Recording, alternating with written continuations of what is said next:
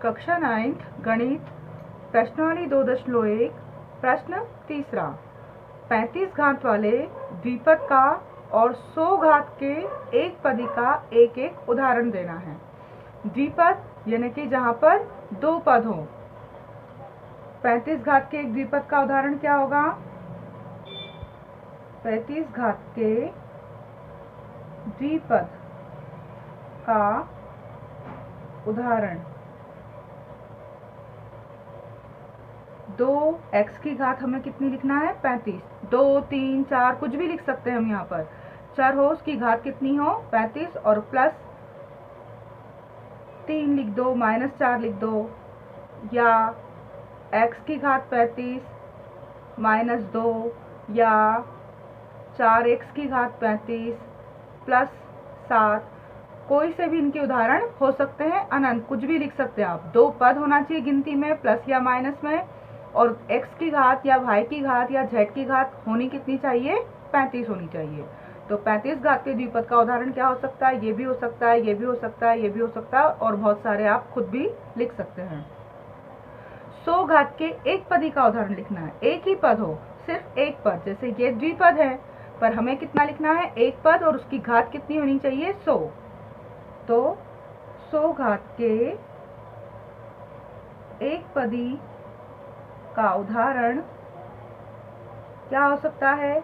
x की घात 100 या -4 x की घात 100 या 2y की घात 100।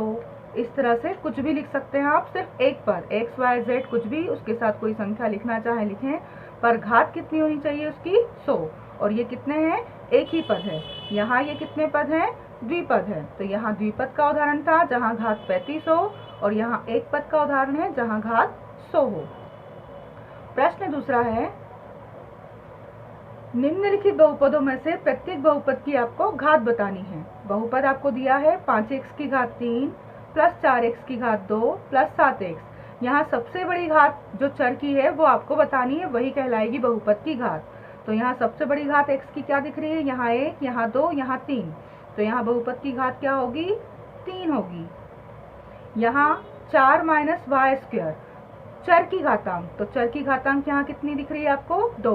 तो बहुपद की घात क्या है? 2 है। 5t - करणी 7। यहाँ ये चर है t, इस t की घात कुछ नहीं है, मतलब 1 है। तो बहुपद की घात यहाँ क्या है? 1 है।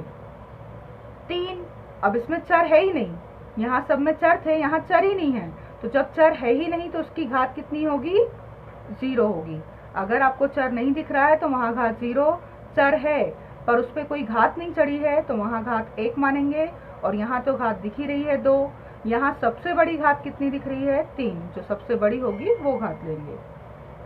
प्रश्न 5वां, बताइए कि निम्नलिखित बहुपद में से कौन से बहुपद रेखिक हैं? रैखिक बहुपद जिसकी घात 1 होती है। कौन से द्विघाती हैं? जिनकी घात 2 हो। और कौन से त्रिघाती हैं? जिनकी घात 3 हो। तो यहाँ पहला x² प्लस x, यहाँ अधिकतम घात कितनी दिख रही है आपको? 2। तो ये क्या है?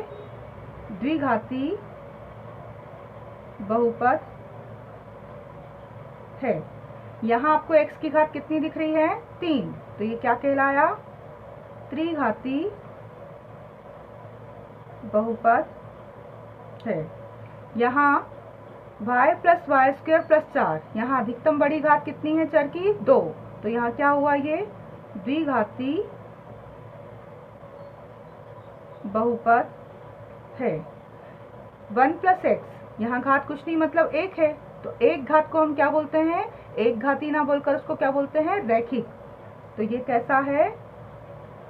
रैखिक बहुपद है। जहाँ घात 1 है वो रैखिक बहुपद, घात 2 द्विघाती, घात 3 त्रिघाती।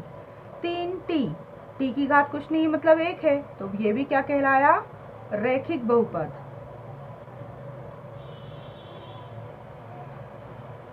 r का वर्ग r² है, घात 2 है, मतलब ये क्या कहलाएगा? द्विघाती बहुपद। 7x की घात 3, घात 3 है, तो ये क्या कहलाएगा? त्रिघाती बहुपद है।